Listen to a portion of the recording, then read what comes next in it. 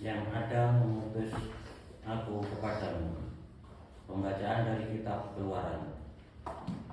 Pada waktu itu Musa mengembalakan kambing domba Jitro, mertuanya, imam di Midian. Sekali ketika ia menggiring kambing domba ke seberang padang gurun, sampailah ia ke gunung Allah, yakni gunung Horeb. Lalu malaikat Tuhan menampakkan diri kepadanya di dalam nyala api yang keluar dari semak duri. Lalu ia melihat dan tampaklah semarak duri itu menyala, tetapi tidak dimakan api. Musa berkata, "Baiklah, aku menyimpang ke sana untuk memeriksa penglihatan yang sehat ini. Mengapa tidak terbakar semak duri ini?" Ketika dilihat Tuhan bahwa Musa menyimpang untuk memeriksanya, berseluruhlah Allah dari tengah-tengah semak duri itu kepadanya, "Musa, Musa." Dan ia menjawab, "Ya Allah." Lalu Allah berfirman, "Janganlah dekat-dekat, tanggalkanlah kasutmu dan kakimu, sebab tempat di mana engkau berdiri itu adalah tanah yang kudus." Lalu ia berfirman, "Akulah Allah ayahmu, Allah Abraham, Ishak dan Yakub." Lalu Musa menutupi mukanya, sebab ia takut memandang Allah. Dan Tuhan berfirman, "Aku telah memperhatikan sungguh kesengsaraan umatku di Mesir, dan aku telah mendengar seruan mereka yang disebabkan oleh pengerah-pengerah mereka. Ya, aku mengetahui penderitaan mereka. Sebab itu aku telah turun untuk melepaskan mereka dari tangan orang Mesir dan menuntun mereka keluar dari negeri itu ke suatu negeri yang baik dan luas, suatu negeri yang berlimpah-limpah susu dan madunya." Lalu Musa berkata kepada Allah, "Tetapi bila aku menemui orang Israel dan berkata kepada mereka, Allah nenek moyangmu telah mengutus aku kepadamu, dan mereka bertanya kepadamu, siapa namanya? Apakah yang harus kujawab kepada mereka?"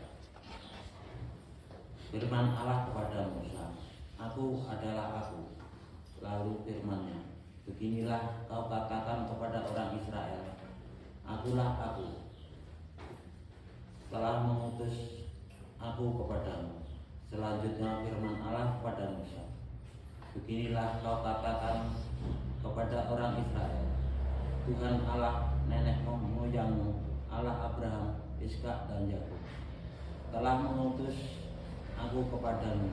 Itulah namaku untuk selama-lamanya, dan itulah sebutanku turun-temurun." Demikianlah sabda Tuhan. Syukur pada Allah.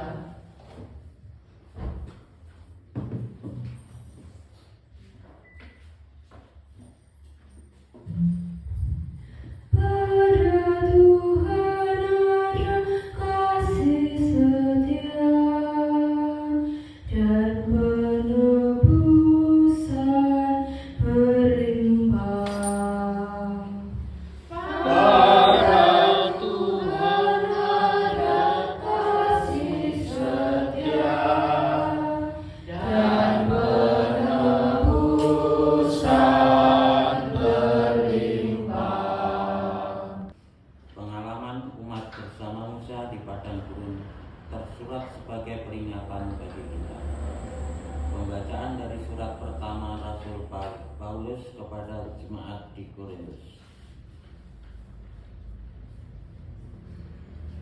Saudara-saudara, aku mau supaya kalian mengetahui bahwa nenek moyang kita semua berada di bawah perlindungan awan, dan bahwa mereka semua telah melintasi laut untuk menjadi pengikut Musa. Mereka semua telah dibaptis dalam awan dan dalam laut.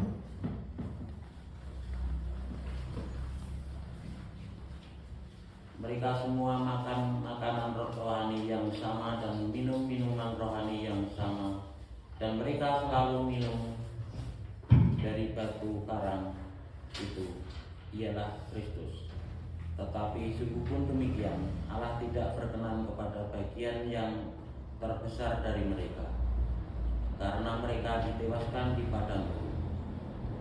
Semuanya ini telah terjadi sebagai contoh bagi kita untuk hal-hal yang jahat seperti yang telah mereka perbuat. Dan janganlah bersungut-sungut seperti yang telah dilakukan oleh beberapa orang dari mereka, sehingga mereka dibinasakan oleh malaikat maut.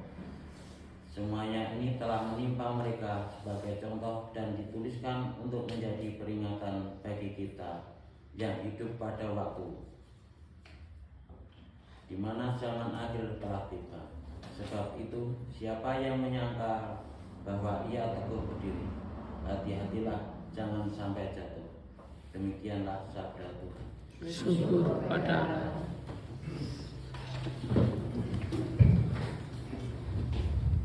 Terpujilah Kristus Tuhan, Raja mulia dan kekal. Terpujilah Kristus Tuhan, Raja mulia dan kekal. Inilah Injil Yesus Kristus menurut Lukas. Dimuliakan Tuhan. Sekali peristiwa, datanglah beberapa orang kepada Yesus dengan membawa kabar tentang orang-orang Galilea yang dibunuh Pilatus, dan darahnya dicampur dengan darah kurban yang mereka persembahkan. Maka berkatalah Yesus kepada mereka, "Sangkamu orang-orang Galilea itu lebih besar dosanya daripada dosa semua orang Galilea yang lain? Karena mereka mengalami nasib demikian. Tidak, kataku kepadamu. Tetapi jikalau kamu tidak bertobat, kamu semua akan binasa dengan cara demikian. Atau sangkamu ke-18 orang yang mati ditimpa menara dekat Siloam lebih besar kesalahannya daripada semua orang lain yang di Yerusalem? Tidak, kataku kepadamu. Tetapi jikalau kamu tidak bertobat, kamu pun akan binasa dengan cara demikian." Kemudian Yesus mengatakan perumpamaan ini. Ada seorang mempunyai sebatang pohon ara yang tumbuh di kebun anggurnya. Ia datang mencari buah pada pohon itu, tetapi tidak menemukannya. Maka berkatalah ia kepada pengurus kebun anggur itu, "Sudah 3 tahun aku datang mencari buah pada pohon ara ini, namun tidak pernah menemukannya. Sebab itu tebanglah pohon ini. Untuk apa pohon ini hidup di tanah ini dengan percuma?" Pengurus kebun itu menjawab, "Tuan, biarkanlah ia tumbuh selama setahun lagi ini. Aku akan mencampur tanah sekelilingnya dan memberi pupuk kepadanya. Mungkin tahun depan akan berbuah. Jika tidak, tebanglah." Berbahagialah orang yang mendengarkan sabda Tuhan dan tekun melaksanakannya. Sabdamu adalah jalan kebenaran dan hidup kami. Bagi gereja semesta, ya Bapa, curahkanlah Roh Kudus-Mu dalam gereja, sehingga kami semakin menyadari bahwa kasih-Mu senantiasa tinggal bersama kami yang tengah berjarak menuju kepada kerajaan kekal di surga bersama-Mu.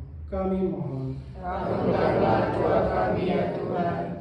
Bagi para pemimpin bangsa, ya Bapa, sertailah dan dampingilah para pemimpin bangsa dalam menjalankan tugas pelayanannya, sehingga mereka selalu mewartakan kasih setia-Mu yang terwujud dalam perhatian yang nyata, serta penuh tanggung jawab berjuang demi kesejahteraan umat. Kami mohon.